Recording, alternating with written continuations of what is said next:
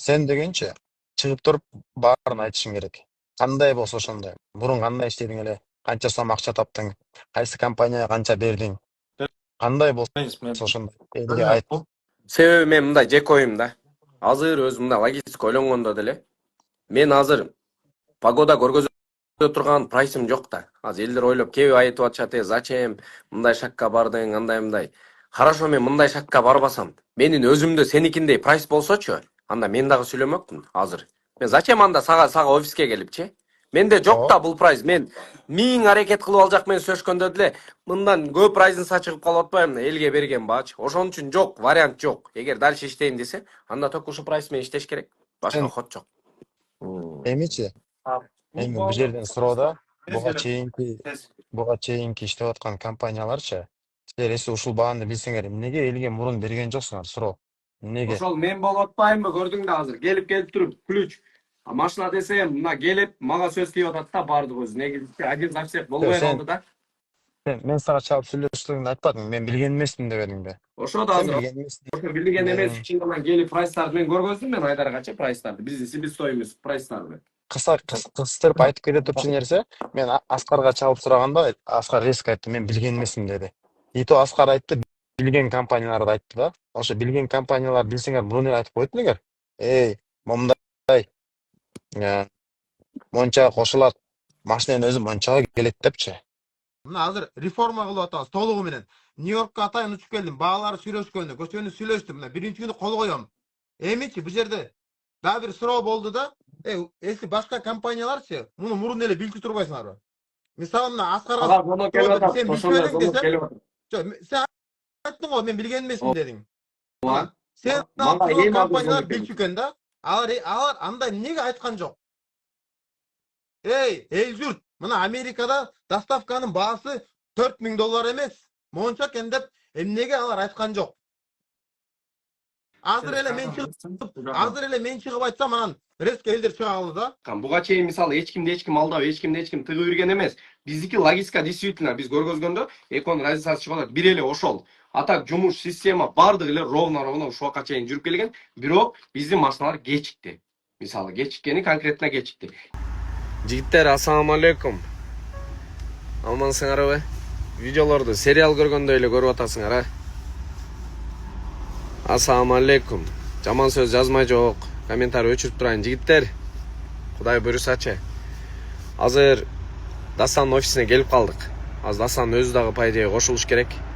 Баягы Американын прайс боюнча бүгүн точка коюшум керек болду. Себеби ачык чарык кылып эле буга чейин иштешкенбиз, мындай болгонбуз. Биздики кымбат чыкты дебесек болбойт. Максимально бир кошулуп койгула, өткөндө бир 2,5 адам отурду эле. Ушул боюнча бир до конца бир чекит коюп туруп, дальше понт турайлы эми. Дастан айтты, Дастан кылат болду бул жагычы. Ошого Американын прайс 1200, 1700 дейт, азыр офиске киребиз. Видеодон эле эркекче кылып туруп. Да, таусалга биздин сатырыбыздар Америка боюнча. Кореяны өзүнчө лотас, бирок Американы биз сатырыбыз. Болду. Бирок интернеттен көрүп жүргөн Веб-блогундан көрүп калды элек. Главный обложкалар бар. Бирокта прямой эфир тартылат. Эркинде видеодагычы. Биздин келүү максатыбыз баягы эле интернеттеги проезд боюнчачы. Логистика боюнча. Логистика боюнча. Ошол боюнча 1200, 1700 түшүндүрүп берип койсоң болду. Кыскача эле. Түшүндүрүп берели. 200, 1700 Американын логистикасы эми. Жок, кана доскаң. Жок, Сен бак отсуң, доскасы бак болсунчу. давайте биринчи логистика боюнча Американы кандай иштейт кыскача түшүндүрүп берейин. Америкада машиналар порт менен келет, Грузияга чейин. Грузиядан бери уже трал менен автобус менен келет. Америкада порттар бар, штаттарда порттар бар. Картаны ачып койгачы, бир сыйга түшүндүрүп берип коеюн. Америка өзү левый берег, правый берег деп бөлүнөт да. Ол жак Американын целый картасы бул. Левый берег, правый берег. Анан баалары ушу берекке жараша болот да, потому что мындайдан баары кетет да, эмегечи, Грузия тарапка. Келиңиз, мен биринчи бизде кандай порттор бар жазып берейин. Бизде Сроктор мен айтып берсең, а? Бүт түшүндүрүп берем. Срок обязательно керек да. Сроктор менен жазып берем. Офис кичине кылып коебу дейм да, же көчөсүн. Көчөт атабыз. Биз жаңы эле ачтык. Жаңы жылдан кийин. Эң биринчи бул Нью-Джерси. Нью-Джерси аркы Нью-Йорк тараптан. Таблицаны тиркете берейин. Нью-Джерсиден кийин Джорджия. Андан кийин Техас, Канчадан көрүп атат? Калифорния, 3700. Вашингтон, Assalamu alaikum. Вашингтон, Вирджиния, Оода. Флорида. Рахмат. 1, 2, 3, 4, 5, 6, 7. То есть Рахмат. биздин маршрутlar ушул порттордон чыгат. Тез унаа. Порттор мына Рахмат. кыдырат атсыз. И ар бир штат боюнча база ар башка да. Американын картасы. Могу мен жазып берген доскада порттор мындай кыдырата жазылган. Силер менен Хьюстон, силер красавчик Калифорния, боласыздар. Вашингтон, бул жак жагында Нью-Джерси, Вирджиния. Жок, ни в коем случае. Мен азыр Аскаровдон менен прямой эфирде отурдум эле, кирсеңер, Америкада эң маанилүү бул убакыт. Да, кирсең срочно. Жарым айдан кийин деле келип калат. Ой, жарым жылдан кийин келип калат. Кээ бир маршрутлар бар. Бир айда келип калат. Биздики келе элек андайчы. Мекечи. Бир ай деген теманы мен көрө элекмин Американын баштагандай. Мына прямой эл көрүп атат. Анан булар эмнеге бир айда келип, сеники эмнеге келбеди? Бизде өтө кечиккен суроктор. Мындай ал. Кээ бир 5 ай болуп машиналар 2018де просрочен болуп кетти, непроходной болуп кетти. Шуңда биз дагы даже 4 ай расчет менен алганбыз, ошодо дагы просрочка болуп калды. Биринчи эң бат келе турган доставканы түшүндүрдүм.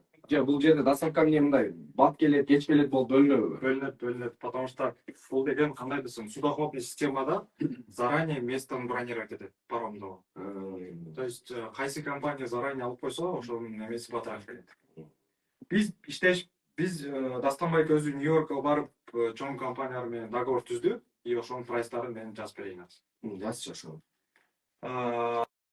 Нью-Джерсиден эң бат келе тургандардан бизде 4 штаттан эң бат келет. Бул Нью-Джерсиден бат келет, Техастан бат келет, Калифорниядан бат келет, анан бирөөсү эмеден.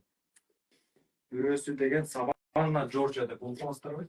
Бул жакын штат бул, биздин портко жакынбы? Жок, жакын эмес, булар деген картада мындай разброс. Калифорния бул тарапта. Техас бул тарапта. Саванна бул тарапта и Нью-Джерси бул тарапта. То есть по всей Америке. 4. Ошондочу, момунда болчу. Мисалы, тиги левий берек көрдүңбү? Айланганда Грузияга чейин кымбат болуп калат. Левый береги кымбатыраак, потому что мындан айланып келет да. Бул жагы Өзү негизи көбүнчө Грузияга бул жактан чыгып кетеби? Башка прайс. Эми азыр мен мындай да, прайстарын жазып берем. Сүлө. эми мындай да азырчы. Азыр мына ушул сценачы. Ушул сцена азыркы учурда ушул сценага мен кол коем да. Биринчи күндөн баштап.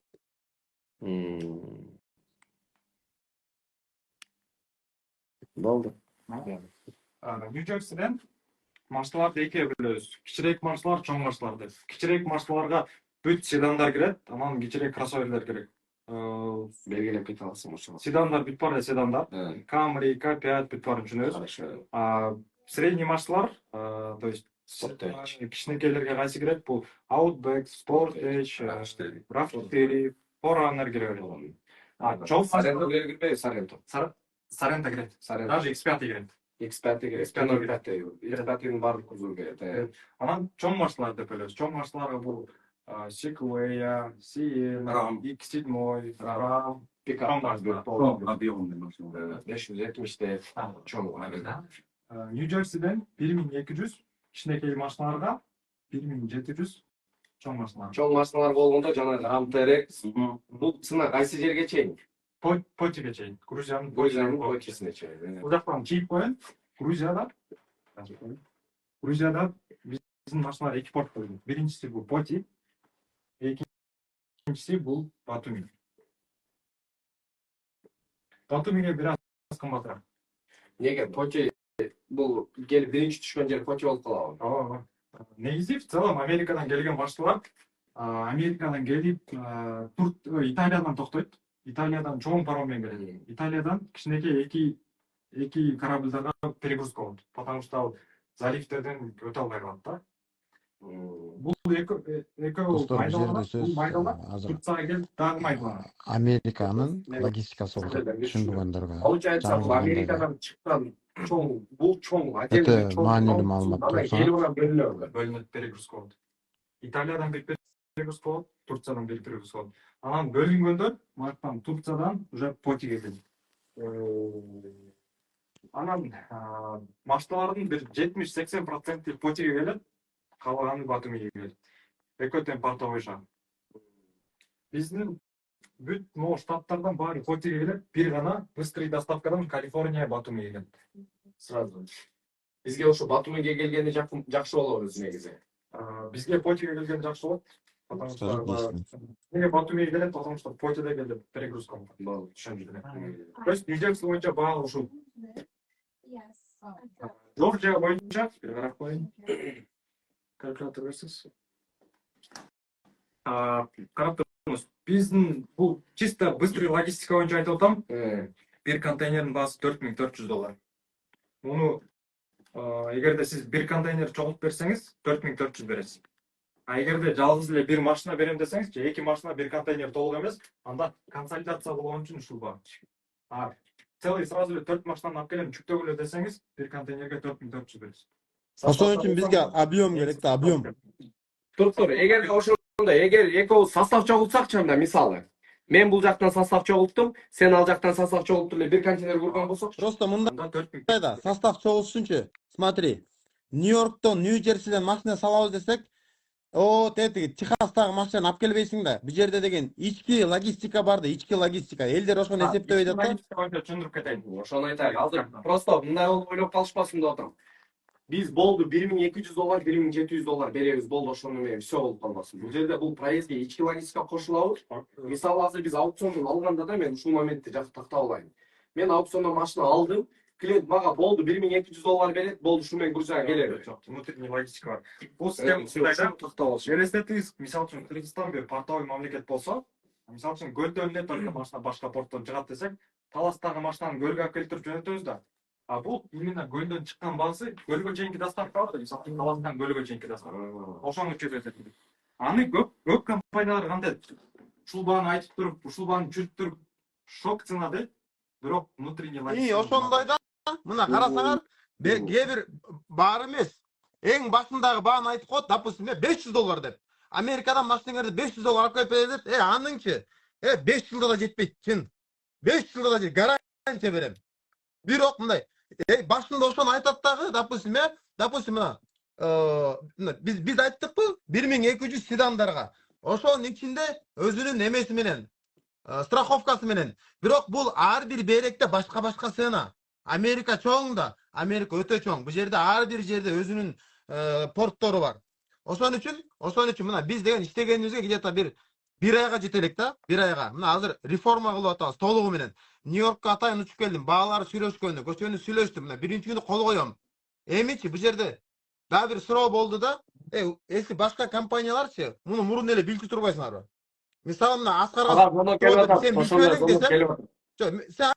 айттың го, мен билген эмесмин дедиң. Сен компаниялар билчү экен да. Алар андай эмнеге айткан жок?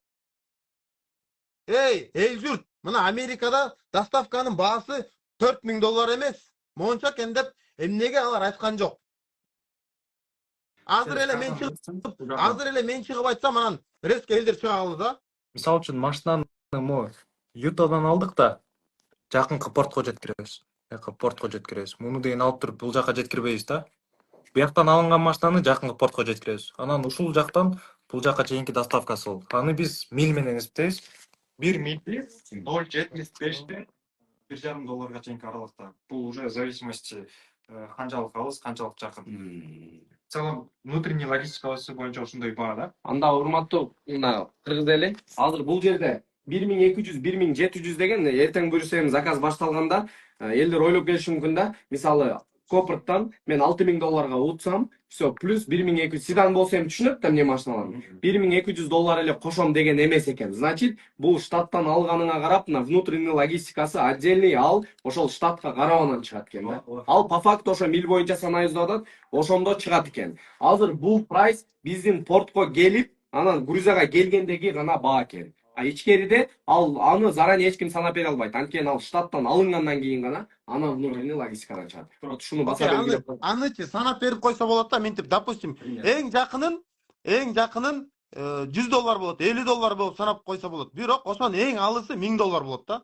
Көрдүңбү? Ошондо внутренний логистиканын ичи өзү $1000 чыгып калат да, мисалы. Даже мына аз көп эле ойлоп атпайбы? Логистика 1200, 1700 дегенде эртең бул нерсеге дагы ответ бериш керек болот. Ошон үчүн заранее айтып коелу, офиске келгенде клиент мага келет, Аскар мен аутбек алышым керек, мына штаттан алыш керек. А мен санайм дагы $1200 деп туруп, внутренний логистика деп туруп отдельный доллар койгондо, мисалы отдельный прайс. Ошонусу катуу тиет. Там эмнеге силер 1200, 1700 Эми мага карап тур. Ошон үчүнчү машина Техаста болсо, аны консолидация кылыш үчүн сен аны Нью-Джерси алып келбейсиң да. Бир контейнерде 4 контейнер кылыш үчүн, 4 машина кылыш үчүн.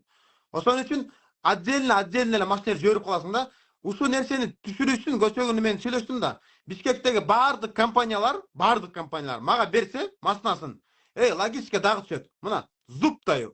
То же самое Кореядагы. Объем берсек, баасы жүрүп берет да. То есть мисалы объем бергиле, объем. Азырчы бөлүнбөй бириксек объем. Анан мен азыр просто мындай болуп калат. Мен да мына көпчүлүктү айтып коеюн. Азыр анда биздин кечигип аткан машиналар кандай болуп калганда, мисалы азыр сен 45 күн, ровно 1,5 ай, грубо 2 ай деп атасыңар. А менин азырчы мына акыйкатта 5 айда кечиккен машиналар бар. Азыр ошо клиенттер көрүп турат да. Мисалы бул прямой токтогондон кийин азыр мага чалышат. Аскар мындай эле келет экен го депчи. А менин еще логистикам бар, экөө сравнивать этип чалышканда. Мындай чыгып атпайбы? ал эмеге жараша. Эми мен мисалы компаниянын атын айтпай эле коеюн, чындапчы кереги жок. Бирок экөөбүз ушундай чыгып атат да, ошондо биздики экспресс эмес болуп калган. Базы бул прайс экспресс туурабы? Бул прайс экспресс. Биздин октябрда алган машиналар келе элек. Бунун үчүн мен прямой эфирде 45 күндө келди машина. 45 күндө. Анткени мен азыр мына көпчүлүк көп адам отурабы. Биздеги октябрда алынган машиналар Грузияга даже келе электер бар да.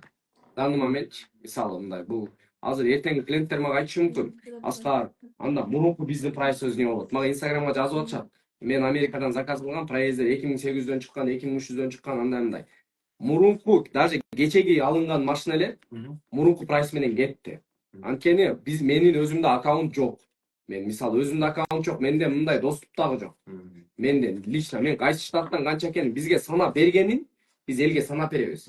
Мисалы бизге Грузия санап берет, болду. Мен получается Грузиянын өзүнө жетиргем, плюс Америкага дагы жетиргем да. Ошону эл сизден 100% ал бул жерде даже менин колумда иштеген менеджерлерден дагы көрбөйт. Мындай чындап күч келгенде менеджерди дагы сен качып тур, мен Аскарды гана тааныйм дешет. Деп эле атышат аздан. Мисалы мен айтып атпаймынбы, 3 машинаны просрочка чыгардык. Растаможканы биз өзүбүз төлөп. Анткени непроходной болуп калды. Биз даже аны 4 ай срок менен алганбыз. А башында мен сүйлөгөндө, мындай айтканда сүйлөп 2 айда железно, болбосо 45 күндө келет деген ушундай кылып туруп жайында сүйлөгөнмүн футболкача. Ошол машиналар үшүп кышында келди да. Эми түшүнүңөр да маанисин. Эгер азыр ушундай 45 күн, хорошо 45 күндө деле келбей эле койсунчу, 50 күндө келсин. Жок. 1,5 айда Бул келсин. жерденчи расчет менен айт, Айдар, 2,5 айда байт. Эртең ушунча эл бизге азырчы биз канча кишинин жолун өтүп кеттик. Мына бөлдү дегенде Дубайда 100 бала, Кореяда 100 бала. Ошонун баарын биз эл үчүн кылып атабыз да.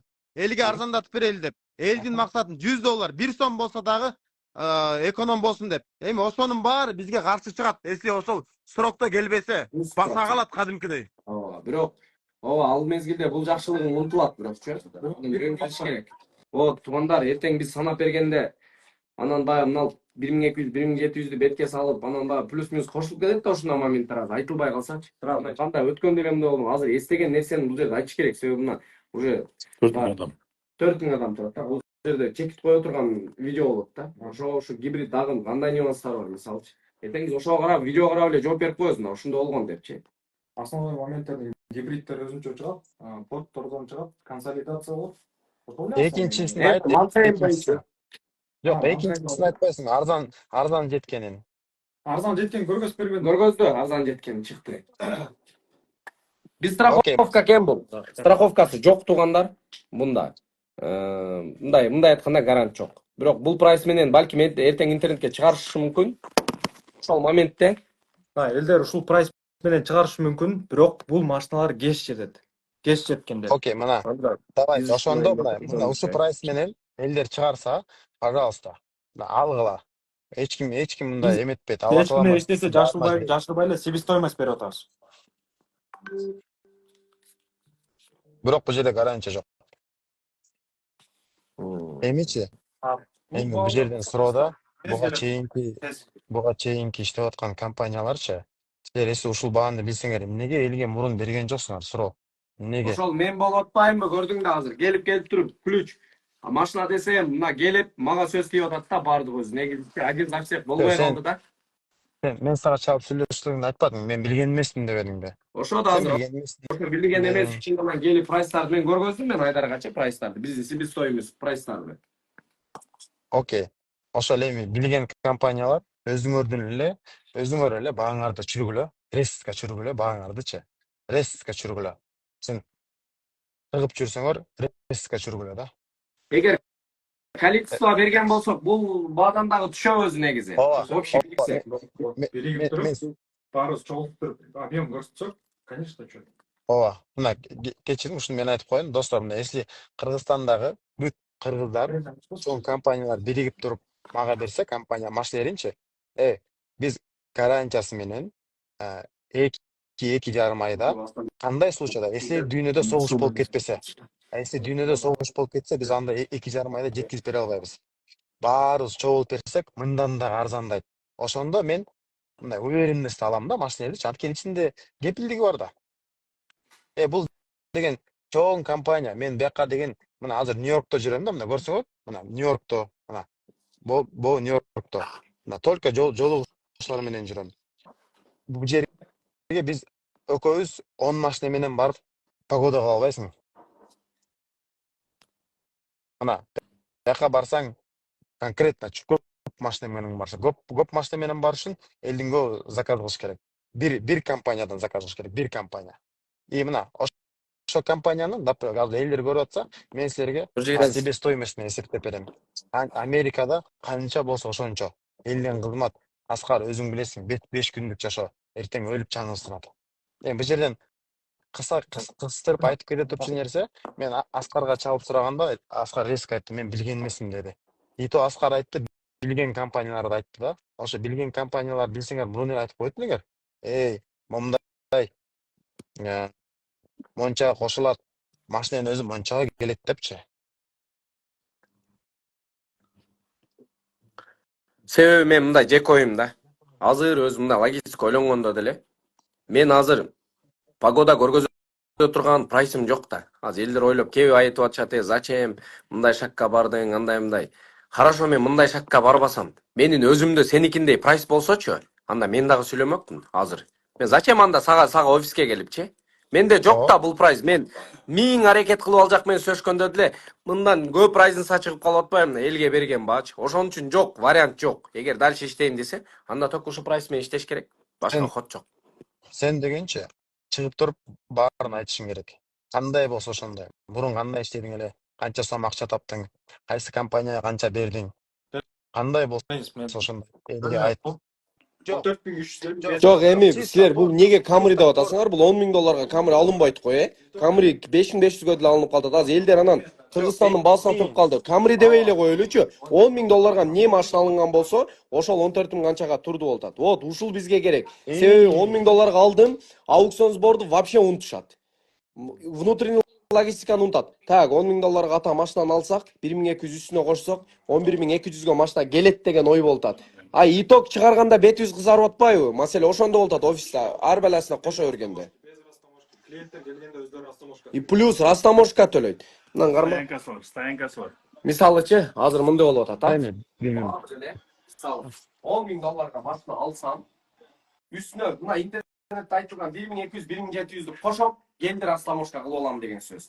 Андан клиент акчасын келген малда ошондо жалдырамай башталды. Ака бул ичиндеги логистикада деп түшүндүрүп, как будто баягы өзүң кошкондой болуп калды. Итогу сумма 4 миң канча кошулду, 10 миң алды. Вот ошону азыр мына детально түшүндүрүп берип коюш керек болду. Ата адамдар ойлонуу клиент менен ошентип заранее сүйлөшүш керек да. Заранее сүйлөшүп. Суроолорубуздар бар. Суроолор вроде болду эми ошол Копортто чисто мына себеби элдер көрдүңөрбү азыр жазып атат. Дастан Мен сен налог жок деп айтпадың беле депчи. 20 күн. Биз азыр ошол баягы прайста биздики канча чыккан болду? 2000 чемта чыгып калды. Азыр канча экономдоп атасыңар? Разница канча болду? Примерно бир. Мурунку канча болду? Чоң машиналарда примерно бир 500-700 долларга чейин бизден разница чыкты да прайстан. И плюс bizde банктын переводу бар, а? Бирок бир машина, бир штаттыкы 150 доллар разница чыкты. Силердики менен биздин бир штаттыкы полный итогу санап келгенде 150 доллар чыкты. 200 ичинде эмес беле монун баары нерсе. Жок, ал все внутренний логистика бар да. Бая кайсы штатты карады 1850 дегенчи, ошол бая RX санатканда Нью-Джерси санады. Ооба, бир штатты мына Айдар өзү көргөндө 150 доллар жанагы чыкты. Тоже со страховкой 150 доллар разница чыкты. Бул жерде штаттан ар кандай разница болуп калды да. Кээ бир жерде чоң чыгып калды. 50 доллар болсо да эконом да Аскар. Мейли. Ооба, о маселе. 50 доллар болсо да эконом да. Айда жылас 24-төрүзгө алдык, ака куттуктайбыз дегендин эртеси анан мынаны жакшылап түшүндүрүш керек да. Маселе ушунда болуп атпайбы эртеси? Детально түшүндүрүп жалдырап отуруш керек болду. Өзүгө бул жерде бизде 1 сом интерес жок. А бирок мынаны түшүндүрүш керек. Кээде арзан чыгат, кээде андай чыгат. Биздики азыр Дастандык менен айырма бул аукцион сбор бүт бардыгы бирдей болгон. Копортто мисалы аукцион сбор болуп атпайбы? А бул Дастан Манхейм боюнча сүйлөгөн. Азыр биздики бир эле ушул логистикадан разница чыккан. Буга чейин мисалы эч ким алдап, эч ким тыгып үрген эмес. Биздики логистика действительно биз көргөзгөндө эконун разницасы чыгып атат. Бир эле ошол. А так жумуш система бардыгы эле ровно ушуга чейин жүрүп келген. Бирок биздин машиналар кечикти. Мисалы кечиккени конкретно кечикти. Эгерде азыр биз Дастан менен келип иштешип калсак, өзү айткандай мына 2-2,5 айда атабы ошол срокто келген болсо дагы бизге сонун. Грузиядан биз максимально бат чыгарабыз. Грузиядан бери трал менен канча 10 күндө келип атабы? Плюс-минус 10 күндө келди. А бирок биз дагы бир нерсени момент айта кетейин, биздики Грузиядан бери 1 ай келбей турду да. Анткени мен өзүмдүн колумда жок да эч нерсе. Мен өзүмдүн колумда жок. Мен дагы мындай ачыгын айтып коюшум керек. Өзүм эч нерсени көргөн жокмун. Менде мындай парда бар эле да. Жок. Качан чалып машинан келди дегенде баргам. А эми мындан бияка Кудай буйрса полный процесске өзүм прозрачный. Полный. Грузияга өзүм балдарды коём мисалы чогуу. Келди машина келди. Видео менен жөнөткөн болсок, мен өзүм дагы кыйла жүзүм жарык болот. Мындай моментте мисалы кыйла аксабайм да мен дагы. Ошон үчүн мен ушул шартка келип анан давайчы анда бир сравнивать этели деп турам, ушул нерсени чийип силерге берип атабыз туганда. Океан айлан. Ооба, ошогон нерселерчи азыр айтылыш керек бул жерде. Эртең айтып атам го. Эртең азыр мага мындай атака болгондой, сага деле атака болуп калат. Сен айткансың деп. Ошон үчүн баса белгилеп мындай случайларды айтыш керек бул жерде. Вдруг, себеби мен бир угушум боюнча иногда погодадан дагы зависит этип калат дейт. Мисалы, мындай океандарда бир аркы берки ситуация болуп калган болсо, 1 жума, 10 күн, 20 күн туруп калат дейт. Ошол моменттерди кайда түшүндүрүп кой. Да бир момент. Азыркы учурда тыгым болуп атат да. Айдар 1 секунд. Азыркы учурда мына паромдор Турциядан Грузияга барган паромдор тыгым болуп атат азыркы учурда. Ошондой тотальный моменттерди караш керек. Ошонун баары компания мобилдүү болсо, компания күчтүү болсо, ошончо тыгымсыз аракет кылып, аналитика кылып алып келип берет. Анан баягы мисалы мен көрдүм го көчө күнү бардым, Толтра деген компания, андан арзаны бар экен. Вот реально. Бирок мен элестет бир машина 6 айда жетсе, 1 айда жетсе, эмне деген кадыр бакча чылат, эмне деген менин бетим жерге тиет. Ошон үчүн мен антип рисковать эте албайм да. Мен уверенный, рейтинги жакшы, күчтүү компания менен иштешим керек. Ушунча чогулткан кадыр бар 5 эле секунд. Элестет. Ошон үчүн ошо 300 максимально эле чүрдүк. Мына 300 доллар түштү, кээ бирөөнөн 200 доллар түштү. Колдон келсе чүрсө болот. Сен мага объем бер деди. Объем берсек, мына, допустим, мына Кореяда чүрсөк болот. Объем берсек, Кореяда чүрсөк болот. Дубайда да чүрсөк болот, Америкада чүрсөк болот. Бул жерде кыргыздар чачырабай бир компания менен иштеш керек. Бир компания. Эми тиякта азыр элдер жазып атат да, биз деле билчүбүз депчи. Билсеңер андан мурун кылбайт белеңер. Билсеңер кылбайт белеңер. Мына, бояк азыр комментарий жазып атасыңар да. Билсеңер кылбайт белеңер. Мен азырчы мына самолет учуп алгым келип калды да. Мына азыр биз очередь деп келип калды. Мен кечирим сурайм да. Түшүндүрүп Мен азыр чыгышым керек болуп атат. Болду. Америкалер болду ошол. Вроде Вроде. Түшүнүктүү эле. Анын аукционный сбору жок да. болду, хорошо. Все. Азыр мына жерде Нито жазганын каждый скриншот кылдым. Азыр интернетке жадыратып сүрөтүңөрдү коёмун. Ошон үчүн сүрөтүңөрдү срочно удалить эткиле. Бетиңерди балча айтып сүрөткө коёмун азырчы. Жигиттер, тамаша, ассаламу алейкум бардыңаргачы. Вроде түшүнүктүү эле болду. Мен өзүм үчүн да видео тартып алдым. Максимальначы Айдар дагы болушунча түшүндүрүп айтты. Баарыңыздарга ассаламу алейкум. Ооба, суроолоруңуздар болсо офиске келе бериңиздер. Манас 64. Өтө жанагы деди, бойдоксуң букам? Бүт эле кыздар жазып атат. Айдар өтө грамотный бала экен дейт. Мына өзүңөр дагы таап аласыңар жигиттер. Ассаламу алейкум. Кудай буйруса ушуну менен мен токтоду деп ойлойм. Анан бизди баягы плюс-минус аркы беркилер чаргап аткан медиалардан силерден суранып кетерим. Болду, токтотойлу. Мындай мен дагы силерди түшүндүм. Лучше мындай жакшы эле дальше ишти кыла берели. Ошого бардыңарга ассаламу алейкум. Эми биз биягын өзүбүзчө сүйлөшүп, ишти баштайлы, офиске келе бересиздер. Жумуш мурункудай эле болуп атат.